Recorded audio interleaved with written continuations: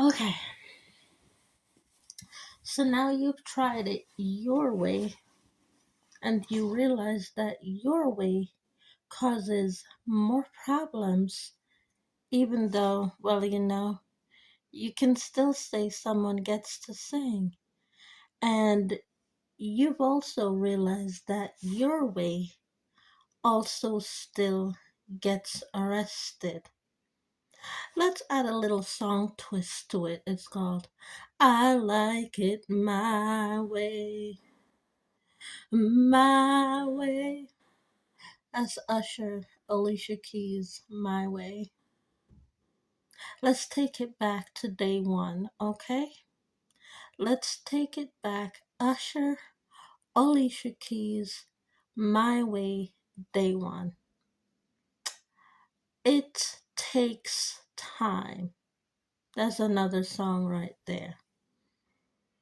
It takes time, okay? So here's what I do first before I put the girls on stage. I don't put people on stage when they're sick. I don't put people on stage when they are in ICU in the hospital. They don't go on stage to sing. That's what happens when the airplane has just landed, the ship has just landed, and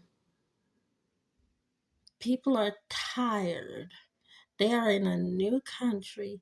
They don't know what they're doing. They don't know where they're going. And they don't even know who to talk to. They don't even know where to buy food or what to buy. They don't even know the money. We'll call that the ICU capital of what I do. We'll call that the ICU mental stability capital of what I do. You just stepped off the plane, you just stepped off the ship, you don't know what is around you. You're innately blind. You're innately blind and you're living in a cloud when you step off the ship because your eyes are seeing a different side of the world than what you normally know. Okay, so you're innately blind, you don't know nothing.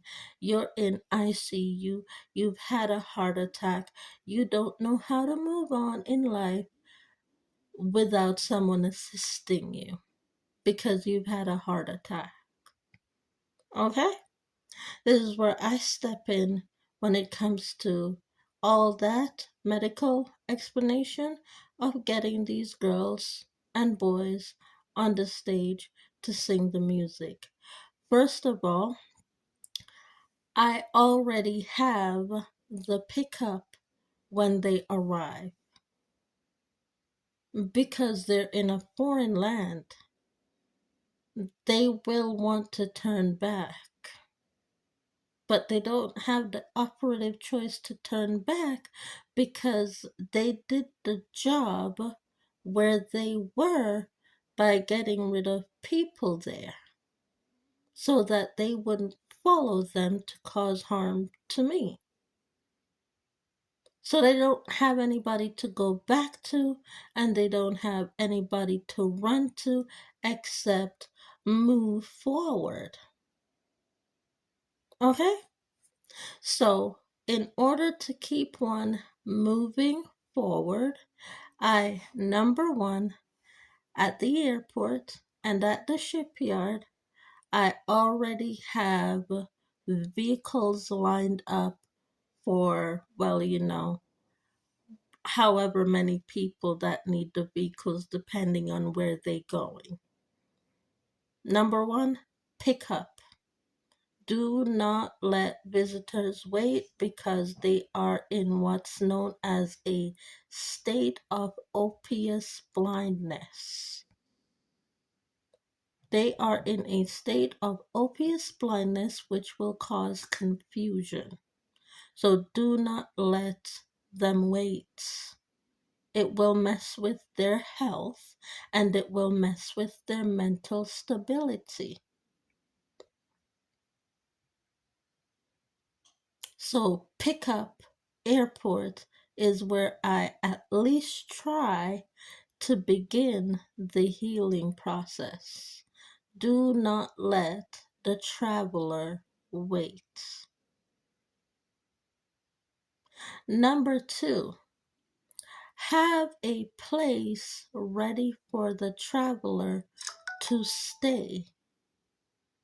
Do not let the traveler have to find a place for themselves to stay because they may end up staying in a very dangerous area that will make their opiate blindness worse.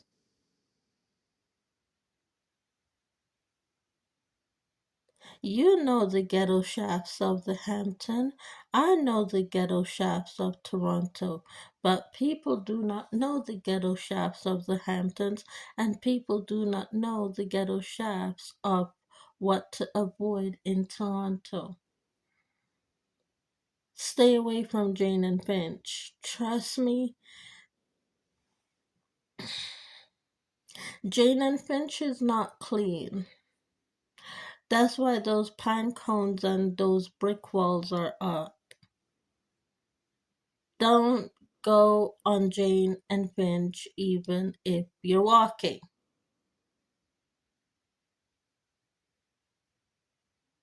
First of all, if you go on Jane and Finch, even if you are walking, and he ends up taking the title, well, named Drake, after, the people gonna find you. Them people say I have mental problems walking on Jane and Finch. I say, well, I saw Drake. They said you saw who? And then they go digging a whole lot further to find out, well, she does have mental problems, Byron, but she know what she talking about.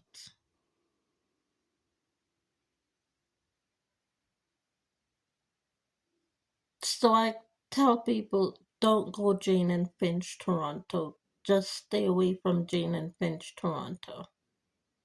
Stay away from Jane and Finch, Toronto, unless you don't want to live to see, Thursday morning, or well, the next hour.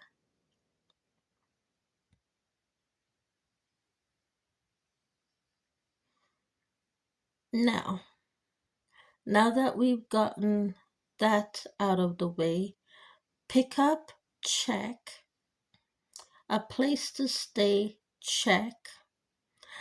Now that they've gotten rid of the people, some of them are only traveling with the clothes they have on their back. Have a box packed for something to wear with their sizing. Find out what their sizing are and leave the clothing on the bed.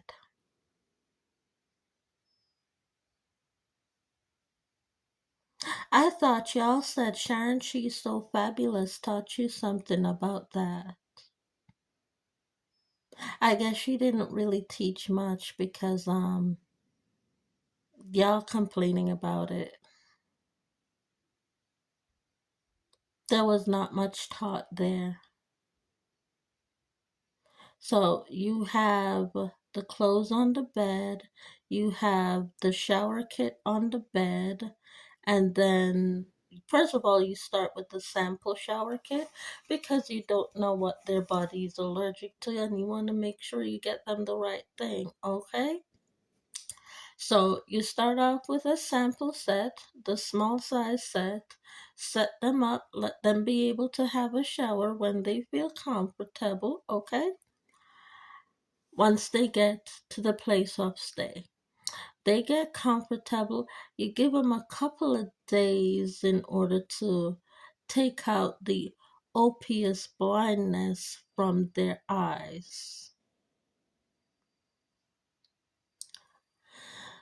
I've had Mitches call me and tell me they're ready to fight the battle even before the opiate blindness has lifted, okay? They are ready to fight the battle. And then I've listened to other evidence. Not only do they not want to sing yet, they're just ready to fight the battle because, well, they got rid of Uncle Frank, but they're hearing Uncle Frank's brother talk to them in their sleep. So they say, I have a problem. It's Uncle Frank's brother. Uncle Frank I dismissed in Germany? Well, Uncle Frank's brother Jeffrey he's the problem.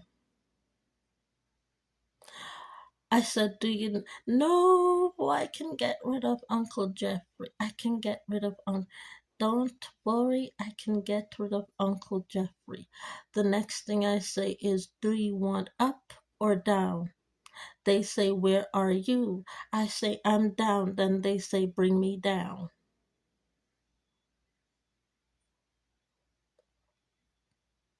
And then what I do is when they go down, I bring them through the healing process. I bring them through the healing process to getting the money. The healing process first to getting the money. Because they need to live after they sing. They need to live before they sing. Okay? You need to live after you sing. You need to live before you sing. Because before you came to Canada, you lived in Germany, right? You were living, but you weren't seeing, but you were still living, right? So you want to go back to, okay, you can see it now, but you want to still live. So we bring them back with a little bit of Dollarama training wheel program.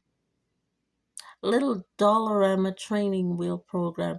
Your body is not acclimated to wearing this type of clothing because the clothing threading for Zara in Germany is different from Zara in Canada. It is not the same. By the way, the clothing in Germany is very heavy. The clothing is meant to weigh you down. The clothing is meant for an overweight person and it weighs you down as a slender person like myself. Okay? That's one thing I can tell you about the clothing in Germany. It weighs you down because it is very weighted. That's why it costs so much in euro finances. Stay tuned for part 2.